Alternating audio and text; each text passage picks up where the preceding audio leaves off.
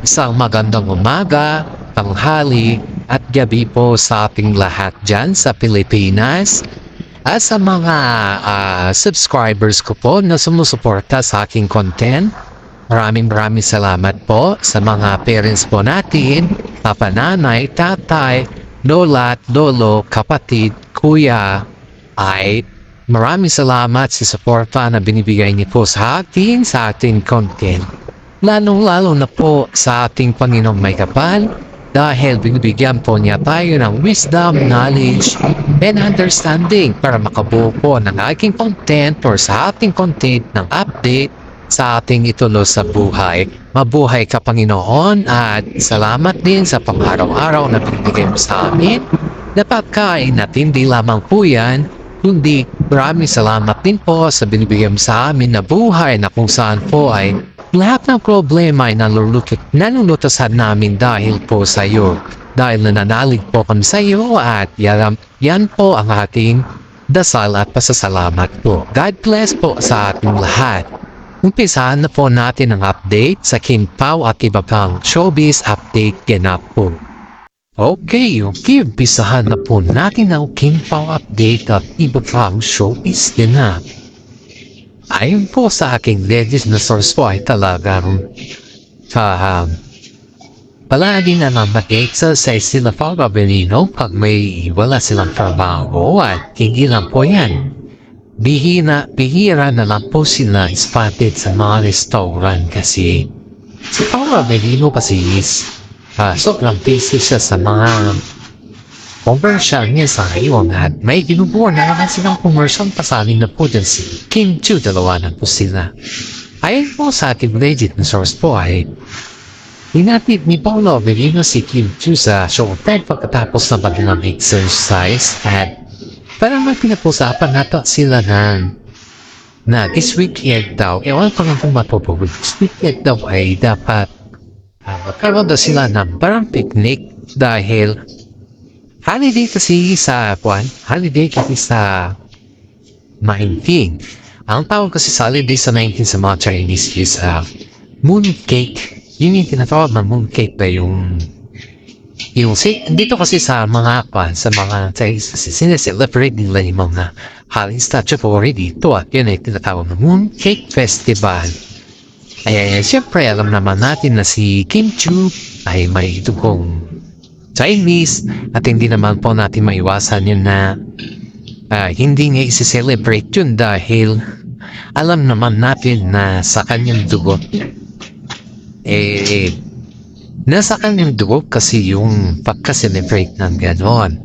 Sa mga Pilipino naman kasi hindi natin sineselebrate yun dahil wala, hindi naman sa atin, hindi naman natin holiday o dapat ganon na kasing yun. Ngayon, sabi sa akin ngayon sa aking legit na source ay sinabi niya na parang dawata sila mga nagbanding sila or something picnic or something special para kay Kim Chiu dahil nga sa kanila sineselebrate yung mooncake festival, diba? Pero sa atin hindi. Wala naman kasi tayong mooncake ng mga Pinoy dahil hindi natin sineselebrate yung mga ganyan.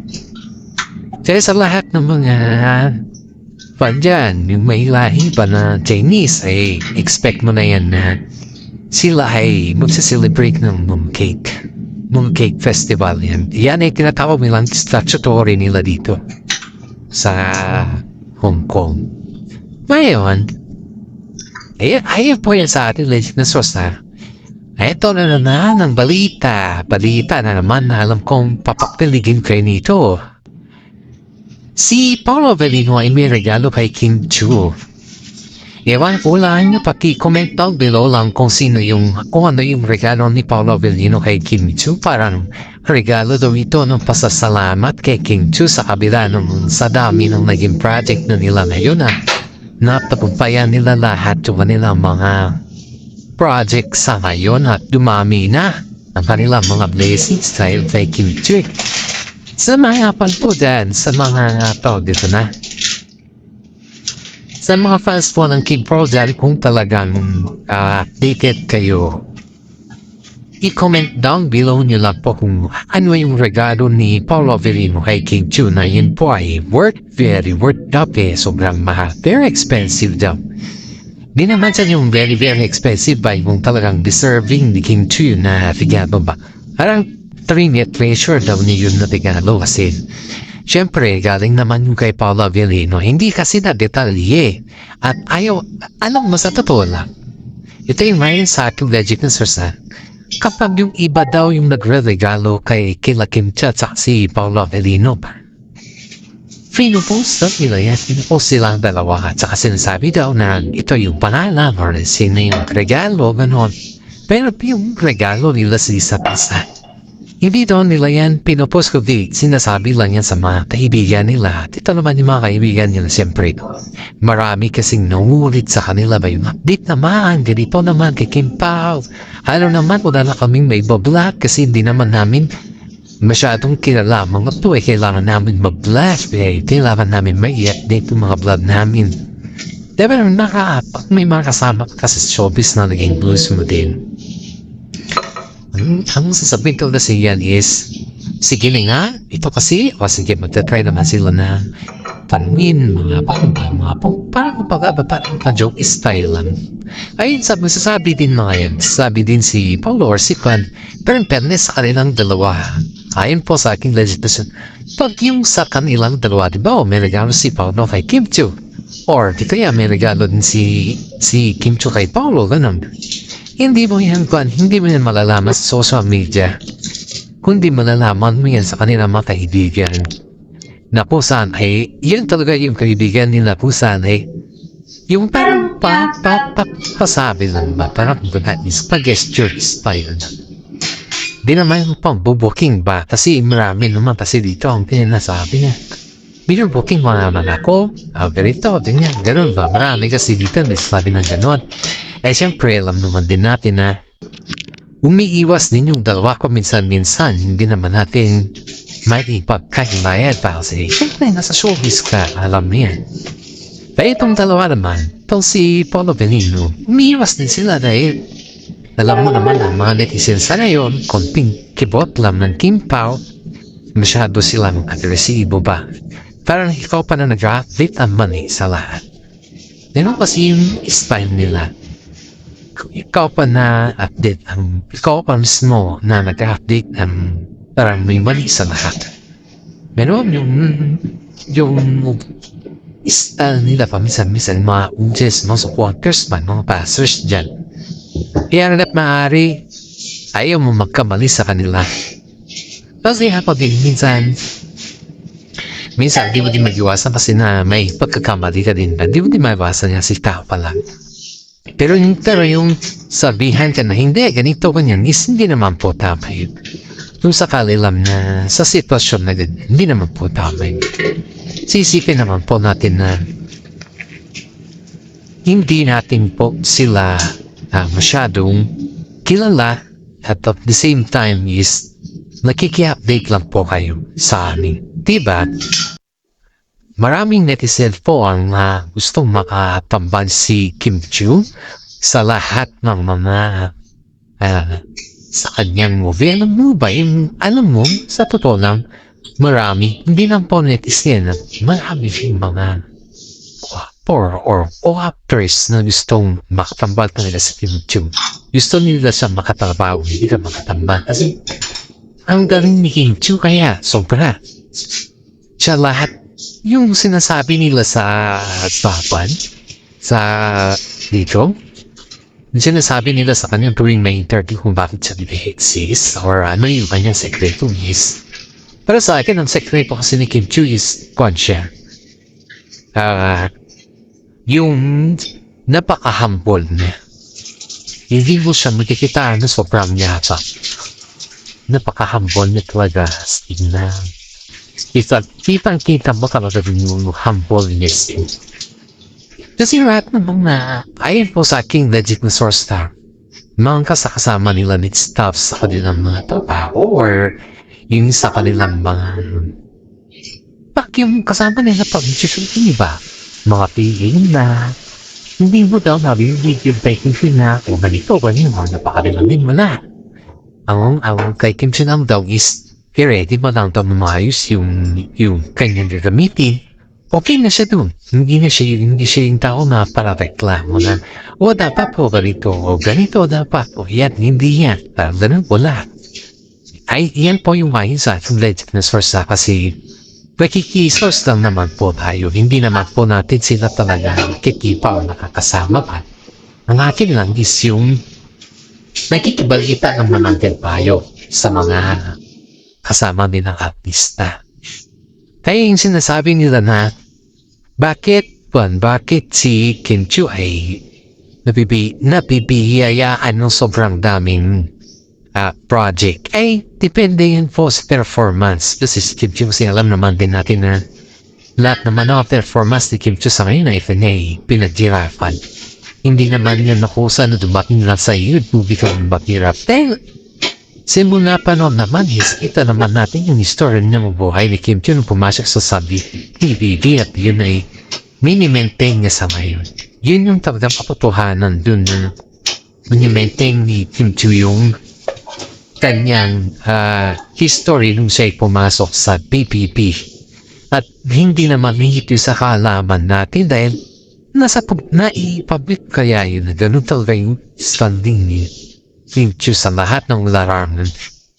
Kaya nga siya sumabak sa PBB para tumulong sa kanyang mga kapatid, para tulungan din yung mga iba niyang mga pamilya. Dahil matulungin kasi siya, kaya siya binayaan ng maraming mga blessings at deserve niya yan kung sakali. I-comment down below niyo lang po mga guys o mga supporters kung mga may ibang idea po kayo dyan na gusto nyo pang i-content natin. Ang update kasi nila sa ngayon is ang ahead update nila sa yan is may alakad sila by next week at yan po ay hindi pa kumpirmado pero si Kim Chiu na daw yung nag-decide siya. Kaya ngayon po ay yung pisahan na po natin sila mabatiin yung mga fans po ni Kim Chiu dahil hindi lamang po pala yung fans ni Kim Chiu kundi fans po nilang dalawa ni Paolo Avellino dahil gusto ko lang po i-congratulate yung dalawa kasi kahit hindi naman nakuha ni Kim Chiu yung isang parangal at least ginawa po niya yung kanyang part, diba? Yan yung maganda dito.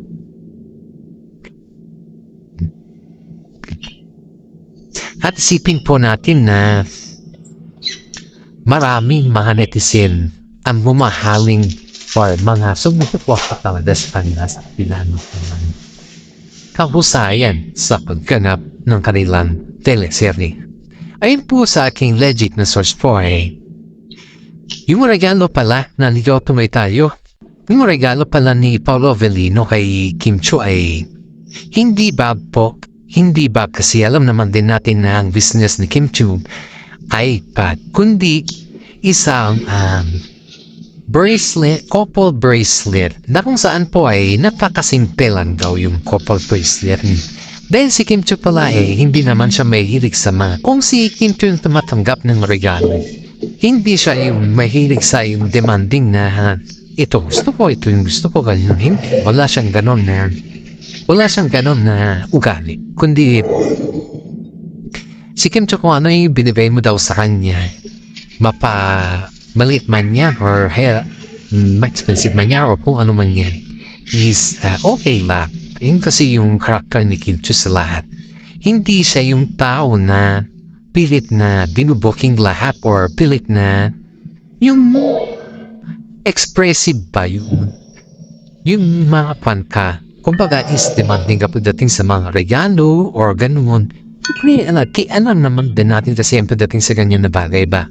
Yung may mga ibang tao kasi na pag may maregalo pinaghahandaan yun. Pero si Paolo at saka si Kim Chiu yun napakasimple lang nila. Hindi sila gaya yung mga iba na grabe pagdating sa ganyan na bagay.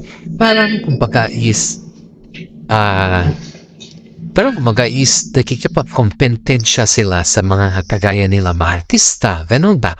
Yun sila Paolo at saka si Kim Chiu hindi po ganun. Sila kasi tao na napakasimple lang. Simple at yung pero dahil sa kanilang simple yan, marami din yung mga blessing na dumating sa anin. very proud nga daw si Paolo. Ayon po sa aking legit na source, very proud daw si Paolo dahil sa tagal ng panahon ng kanyang paghintay kay Kim Chiu ay talagang dumating talaga yung tamang panahon. At yung tamang panahon naman ay yun naman yung kanilang naging kumbaga naging viral at trending sila. Talagang sumikat sila ng podo. Talagang sumikat sila ng podo sobra. Diyan mo nakikita talaga yung sinasabi nilang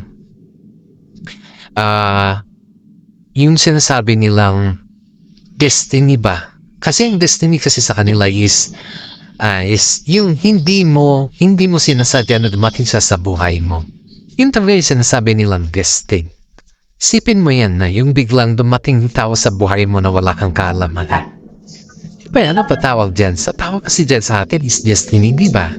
Yan yung destiny na tinatawag sa atin. Siyempre, ganoon din naman sila Paolo Avellino at saka si Kim Chiu na hindi naman nila inaasahan na darating sila sa isa't isa. At yung kanilang first na movie, yun yung bridge or yun yung way nila or yun yung dahilan kung bakit sila naging nagtampan na. May maraming mga netizen ang humana sa kanila dahil kahit pa paano ay pinakita naman nila sa kanila na hindi nabigo ang mga netizen sa kanilang performance. At yan yung pinakamatagda dito dahil hindi nila binigo yung mga netizen sa kanilang mga hiniling na tambalan nila. Kaya nga po maraming mga netizen na proud sa Kim Pao sa ngayon dahil hindi sila binigo yung hiniling nila na kagandahan o kabusayan.